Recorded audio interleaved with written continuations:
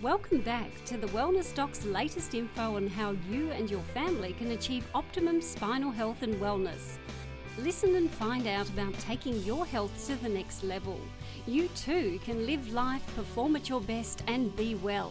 Now here's the Wellness Doc, Dr. Ben Cardoso. Well, welcome back. Today we're talking about step 2 and how to pump your discs. You see, since last week's blog, I've been trying to think of a way to explain why we have to pump our discs. Then it spilt on me. The beetroot juice, that is. It's an amazing thing about beetroot. It tends to go everywhere, and when it does, you know it's been there by the vivid red colour it leaves everywhere. Well, in cleaning up this beetroot juice with the cloth, of course I managed to make a mess of the cloth. And this is where the analogy comes in. You see, to clean out the cloth, I had to soak it in water and then wring it out. Soak it in more water, then wring it out again. Over and over until I literally wrung out all the colour or toxins and replaced it with clean water. This is exactly the same with your spinal discs. Your discs, like all the tissue and organs in your body, are made up of cells. And like all cells, they require a constant supply of nutrients and oxygen and the regular, importantly, removal of waste. Waste is something that cells produce as a result of cell metabolism. Cells take in energy, do stuff with it, and then expel waste. Just like your car, takes in petrol, nutrients, adds some oxygen, and burns them to make your car work. At the same time, however, of course, it releases exhaust fumes or waste.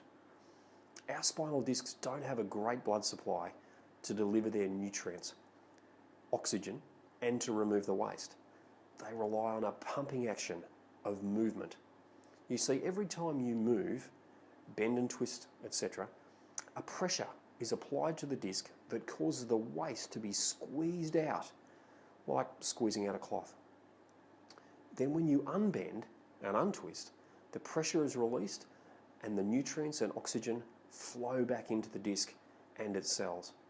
This action of pumping your discs is the key to their health. So how do you make sure your discs are being pumped? Well, first of all, make sure you're well hydrated. We talked about that in step 1 last week. Water carries the nutrients and the waste. Secondly, move. We need to move our bodies every day. This movement will create the pumping that your discs require. A simple 30-minute walk, and I don't mean a wander, will give your discs the much needed pumping that they require. And lastly, but importantly, get your spine checked. If you have vertebral subluxation in your spine, it is preventing normal spinal motion at that spinal level. A chiropractor can detect these problems and in most cases can correct them.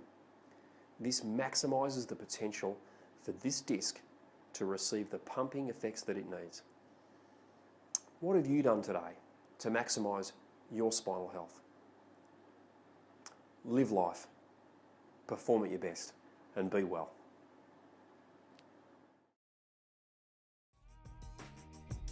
You've been listening to The Wellness Doc, Dr. Ben Cardoso.